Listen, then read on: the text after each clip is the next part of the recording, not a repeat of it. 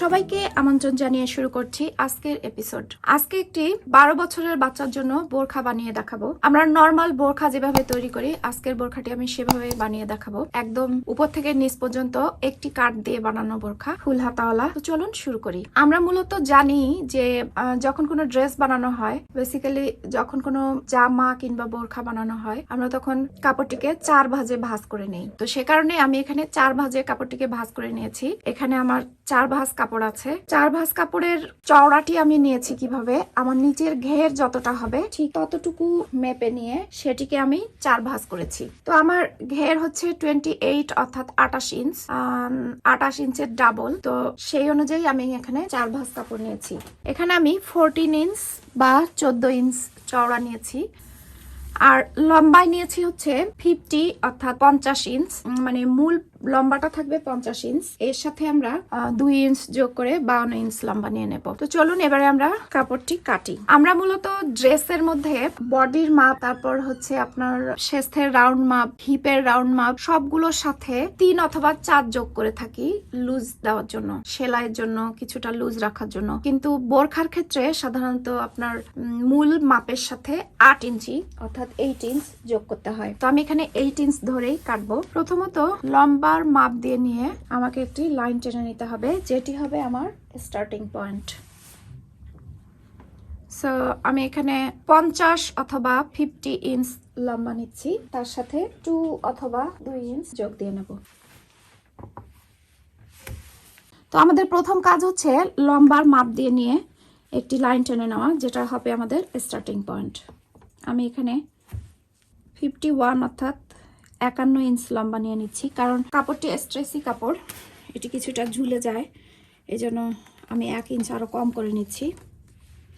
যদি স্ট্রেট কাপড় হয়, স্ট্রেট ফেব্রিক হয়, সেক্ষেত্রে আমরা 2 ইঞ্চ নিয়ে নেব, কারণ কাঁধের ওখানে 1/2 ইঞ্চ সেলাই যাবে আর নিচে যাবে আপনার 1.5 অথবা 1 ইঞ্চ সেলাই। তো 2 ইঞ্চ ধরে আমাদেরকে কাপড়টি কাটতে হবে। আমি প্রথমে লম্বার মাপ দিয়ে নিলাম। এখন এই যে লাইনটি দিলাম, এই লাইন ধরে কিন্তু আমাকে কাটিং করতে হবে। এখানে আমি প্রথমে কাঁধের মাপ দিয়ে নেব।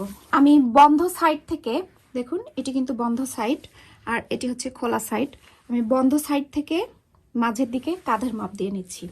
তো আমার শোল্ডার বা কাঁধ আছে হচ্ছে 13 ইঞ্চ। 13 ইঞ্চকে আমি কি করব, 2 ভাগ করব। 13 ইঞ্চকে দেখুন 2 ভাগ করে নিলাম। 2 ভাগ করলে আমার এখানে হচ্ছে 6.5 অর্থাৎ 6.5 ইঞ্চ। আমি 6.5 ইঞ্চতে একটি দাগ দিয়ে নিলাম। এটি হচ্ছে আমার শোল্ডারের মাপ। নর্মালি আমরা জামার ক্ষেত্রে শোল্ডার কিছুটা কম করে কাটি, বাট বোরখার ক্ষেত্রে ফুল শোল্ডার আমাদেরকে নিয়ে নিতে হবে। এখানে বোরখার ক্ষেত্রে আমি 13 ইঞ্চের মধ্যে 13 ইঞ্চই নিয়ে নিলাম, কিন্তু জামার ক্ষেত্রে আমরা সাধারণত একটু কম নিয়ে থাকি, 13 থেকে 1/2 ইঞ্চ কম কিংবা 1 ইঞ্চ কম নিয়ে থাকি। তো যাই হোক, আমরা এখানে শোল্ডার ডাউন দেব হচ্ছে 1/2 ইঞ্চ। এখানে আমি 1/2 ইঞ্চ শোল্ডার ডাউন দিয়ে দাগ দিয়ে নিলাম। এরপর আমরা পুট গলা নেব হচ্ছে 3.25 ইঞ্চ। পুট গলা 3.25 ইঞ্চ নেব, কারণ এটি খুবই শুকনো মানুষের জন্য বানানো। আমি যে 12 বছরের বাচ্চাটির জন্য বোরখাটি বানাচ্ছি, সে অনেকটা স্কিনি, এজন্য আমি এখানে 3.25 ইঞ্চতে পুট গলা নিয়ে নিলাম। আর ডিপ গলা নেব হচ্ছে 6 ইঞ্চ। 6 নিলাম ডিপ, সামন গলার ডিপ নিলাম 6, আর পেছন গলার ডিপ নেব আমি হচ্ছে 1.5 অর্থাৎ 1.5 ইঞ্চ নিয়ে এভাবে রাউন্ড শেপ দিয়ে নেব। এখন আমি মহড়ার মাপ বের করব। মহড়া সাধারণত বডিকে 4 ভাগ করে যা পাওয়া যায় তার থেকে 1 অথবা 1.5 মাইনাস করতে হয়, কিন্তু এখানে বডি যেহেতু আমার 30 ইঞ্চ, 30-র সাথে আমি 8 ইঞ্চ যোগ দিয়ে নেব, তাহলে হবে 38 ইঞ্চ। 38কে আমি 4 ডিভাইড করব প্রথমে। দেখুন আমি কি করছি, এই হচ্ছে আমার 38 ইঞ্চ। 38 ইঞ্চকে আমি এভাবে করে প্রথমে 2 ভাঁজ করে নিলাম, তারপর আরেকটি ভাঁজ দেব, এই হয়ে গেল 4 ভাঁজ। তো 38কে 4 ভাগ করলে আমি 9.5 ইঞ্চ এখানে পাচ্ছি। তাহলে 9.5 থেকে আমি যদি 1.5 ইঞ্চ বাদ দেই, থাকে আমার 8 ইঞ্চ। তাহলে আমি মহড়া নেব এখানে 8 ইঞ্চ অর্থাৎ 8 ইঞ্চ। প্রথমে এই সাইড থেকে মেপে আমি এখানে মহড়া চিহ্ন দিচ্ছি, তারপর আদার সাইড থেকেও মাপবো। যেখান থেকে আমি শোল্ডারের জন্য মাপ নিয়েছি, সেইখান থেকে আমাকে 8 ইঞ্চ মেপে নিচের দিকে এভাবে চিহ্ন দিয়ে নিতে হবে। তারপর আমি যে শোল্ডার নিয়েছি 6.5 ইঞ্চ, এই 6.5 ইঞ্চ এখানে মেপে এই চিহ্ন দিয়ে নিলাম। এবারে আমি যেটি করব, এই চিহ্ন, এই চিহ্ন, তারপর এই চিহ্ন মিলিয়ে দাগ দিয়ে নেব। দেখুন আমি এই চিহ্ন আর এই চিহ্ন প্রথমে মিল করে নিচ্ছি, তারপর এই চিহ্ন আর এই চিহ্ন মিল করে নেব। এবারে এই যে আমি মহড়ার জন্য যে দাগটি দিলাম, এই মহড়ার দাগ থেকে আমি বডির মাপ নিয়ে নেব। তো বডি যেহেতু আমাদের 30 ইঞ্চ, 30 ইঞ্চের সাথে আমরা 8 ইঞ্চ যোগ করে নিয়েছি, টোটাল হচ্ছে 38 ইঞ্চ। 38 ইঞ্চকে আমরা 4 ভাগ করে কত পেয়েছিলাম? 38 ইঞ্চকে আমরা 4 ভাগ করে পেয়েছিলাম হচ্ছে 9.5 ইঞ্চ। তো আমরা এখানে বডির মাপ 9.5 ইঞ্চ দিয়ে নেব। এটি হচ্ছে আমাদের বডির লাইন। এরপর আমি যে কাট ডাউনের জন্য এখানে 1/2 ইঞ্চ নিয়েছি, এই লাইনটিও সোজা করে নেব।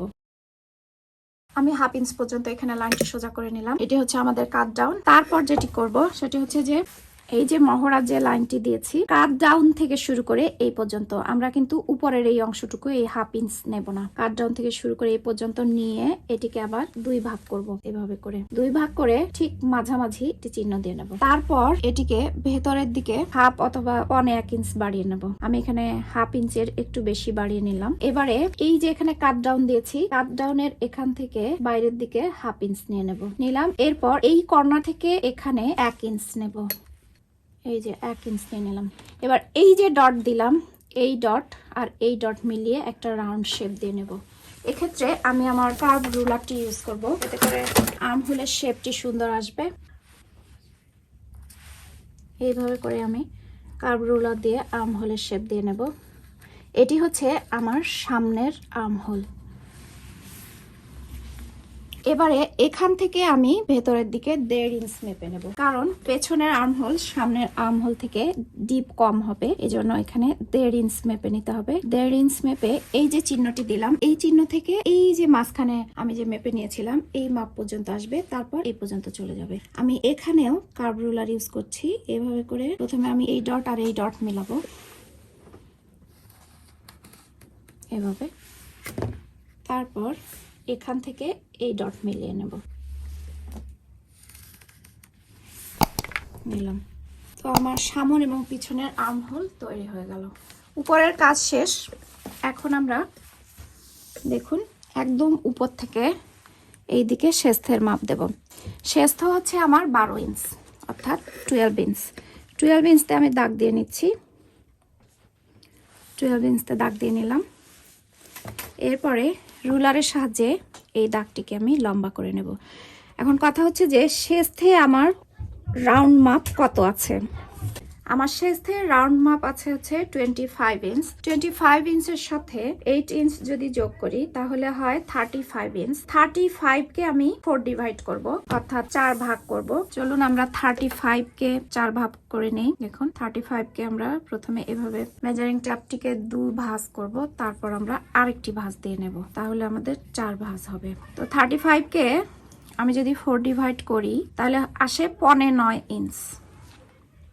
9.5 ইঞ্চ আসে, তাহলে এই মাপটি হবে আমার এখানকার শেষের মাপ। তো আমি এখানে 9.5 ইঞ্চতে শেষের মাপ দিয়ে একটা চিহ্ন দিয়ে নিচ্ছি। এই চিহ্ন অনুযায়ী আমি লাইনটি লম্বা করে নিলাম। এটি হচ্ছে শেষের মাপ। তারপর আমাদেরকে দেখতে হবে হিপের লম্বা কতটুকু আছে। আমাদের কা থেকে হিপ আছে হচ্ছে 21 ইঞ্চ। তো হিপের রাউন্ড মাপ আছে হচ্ছে 34 ইঞ্চ। আমি প্রথমে লম্বায় কাত থেকে 21 ইঞ্চ পর্যন্ত মেপে নিচ্ছি। এই পর্যন্ত আমাদের হিপ আসবে। এই সাইডে প্রথমে চিহ্ন দিয়ে নিলাম, তারপর আদার সাইডেও দিয়ে নেব যাতে লাইনটি সোজা করতে আমার সুবিধা হয়।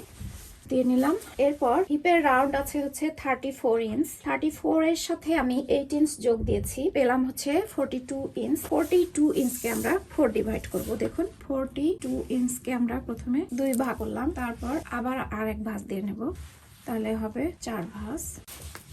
4 ভাঁজ করলে এখানে আমাদের 10.5 আসে। তো 10.5 বা 10.5 ইঞ্চ মেপে এখানে আমি হিপের জন্য লাইন টেনে নেব। এখানে হিপের জন্য লাইন টেনে নিচ্ছি। হিপের লাইন টেনে নিলাম। এবারে যেটি করব, আমরা বডি লাইন থেকে শেষের লাইন থেকে হিপের লাইন পর্যন্ত লাইন টেনে মেল করে নেব। তো এক্ষেত্রে আমি এভাবে করে এখানকার লাইনটা প্রথমে দিয়ে নিলাম, তারপর শেষ থেকে হিপ পর্যন্ত মেলাবো। শেষ থেকে হিপ পর্যন্ত মেলালাম। এবারে যেটি কাজ সেটি হচ্ছে যে আমাদের বডি পার্ট তৈরি হয়ে গেল। এখন আমরা নিচ পর্যন্ত চলে যাব। চলুন আমরা ক্যামেরাটা নিচের দিকে নিয়ে যাই। দেখুন এই যে আমি হিপের জন্য যে চিহ্নটি দিলাম, এই চিহ্নটি আমি নিচ পর্যন্ত টেনে লম্বা করে নেব।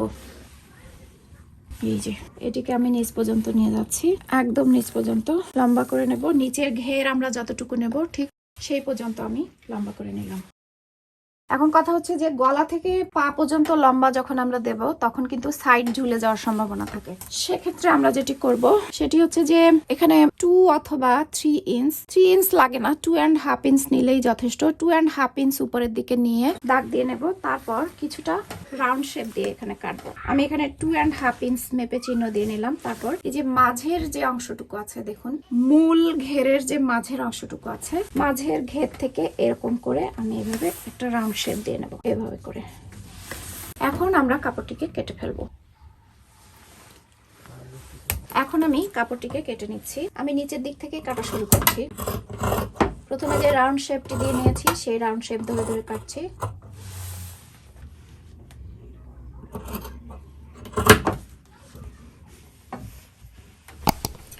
এবারে সাইডের অংশটুকু কেটে নিচ্ছি, তারপর উপরের দিকে চলে যাব।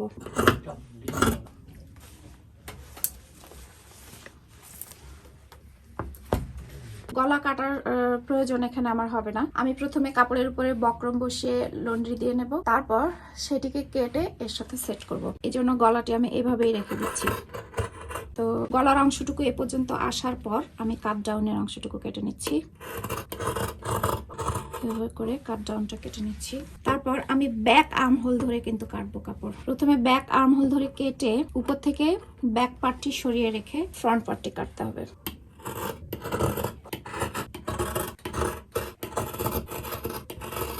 ব্যাক আর্ম হোল কাটা হয়ে গেল।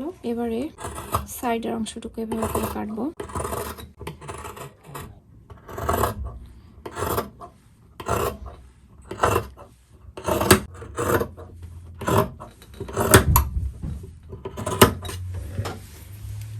এবারে ভেতর থেকে আমি ব্যাক পার্টটি সরিয়ে রেখে ফ্রন্ট পার্টটিতে আর্ম হোল কেটে নেব, কারণ আমরা জানি যে ফ্রন্ট পার্টের আর্ম হোল কিছুটা ডিপ হয় ব্যাক পার্টের থেকে। আমরা সেভাবে এখানে ড্র করে নিয়েছি। প্রথমে ভালো করে প্লেস করে নিতে হবে কাপড়টিকে, তারপর আমরা ফ্রন্ট পার্টের আর্ম হোল কেটে নেব। দেখুন এই যে এখানে আমি দাগ দিয়েছি আগেই। কাপড়টি কালো হওয়ার কারণে হয়তো ভালো করে দাগগুলো বোঝা যাচ্ছে না, খুব ভালো করে খেয়াল করলে আপনারা বুঝতে পারবেন আমি কি করেছি। তো এই হচ্ছে বোরখা কাটার সিস্টেম। এখন হাতার বিষয়টি হচ্ছে আপনি হাতার ডিজাইন কিরকম দিবেন তার উপরে ডিপেন্ড করবে। হাত কাটার সময় সব সময় আমরা কি করব, এই যে আর্ম হোলের জন্য আমরা যতটা নিয়েছি, আমি কিন্তু এখানে 8 ইঞ্চ নিয়েছিলাম। এই 8 ইঞ্চের সাথে আমি সেলাই 1 ইঞ্চ যোগ দেব, দিয়ে 9 ইঞ্চ নেব। 9 ইঞ্চ অনুযায়ী আমাকে হাতের চওড়াটি দিতে হবে, তাহলে এখানের সেটিংটা খুব সুন্দরভাবে আসবে। বডি পার্ট কাটা শেষ, এবার চলুন আমরা হাত কেটে নিই। এবারে দেখুন ভিউয়ার্স, আমি এখানে 2 ভাঁজ 4 পার্ট কাপড় নিয়েছি। এটি আমি স্লিভ বা হাতার জন্য কেটে নিয়েছি। তো এটি লম্বায় আছে হচ্ছে 20 ইঞ্চ, আর মহড়ার সাথে 1 ইঞ্চ যোগ করে আমাকে এই স্লিভের চওড়াটি নিতে হয়। সো মহড়া ছিল 8 ইঞ্চ, আর সাথে আমি 1 ইঞ্চ যোগ করে 9 ইঞ্চ নিয়েছি। 9 এর সাথে আরো 3-4 ইঞ্চ বাড়তি নিয়েছি এখানে কুচির জন্য। তো আমি হাতের মুখে পট্টি লাগাবো, এরকম 2টি পট্টি কেটে নিয়েছি। এগুলো লম্বায় আছে 8.5, চওড়ায় আছে 3। এগুলো আবার আমি 2 ভাঁজ করে নিয়েছি। 3 ইঞ্চ 2 ভাঁজ কাপড়, তাহলে এখানে চওড়ায় হচ্ছে 6 ইঞ্চ। এই কাপড়টিকে আমি এভাবে ভাঁজ অবস্থায় হাতের মুখে এইখানে বসাবো। তো এই কাপড়টির মাপ অনুযায়ী এখানে আমাকে স্লিভের হাতের মুখটি কেটে নিতে হবে। সেক্ষেত্রে আমাকে এখানে এইভাবে করে দাগ দিয়ে নিতে হবে। তারপর এদিক থেকে, মানে এই খোলা সাইডটি থেকে আমাকে যেটি করতে হবে সেটি হচ্ছে যে খোলা সাইডটি থেকে 3.5 ইঞ্চ মেপে এভাবে একটা চিহ্ন দিয়ে নিতে হবে। তারপর এখান থেকে এরকম করে এই চিহ্ন অনুযায়ী একটা শেপ দিয়ে নিতে হবে। এভাবে করে শেপ দিয়ে নিচ্ছি। এটি হচ্ছে পেছন পাটের হাতের শেপ, আর সামন পাটের হাতের শেপটি একটু যে এরকম হবে। এরকম করে দিয়ে তারপর আমরা এটিকে কেটে নেব। আমরা যে হাতের মুখে যে চিহ্নটি দিয়েছি এটি থেকে এইভাবে করে লম্বা দাগটা নিয়ে নিলাম, তারপর এটিকে কেটে নিচ্ছি।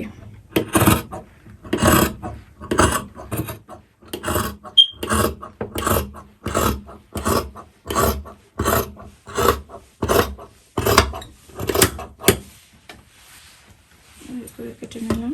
মেরে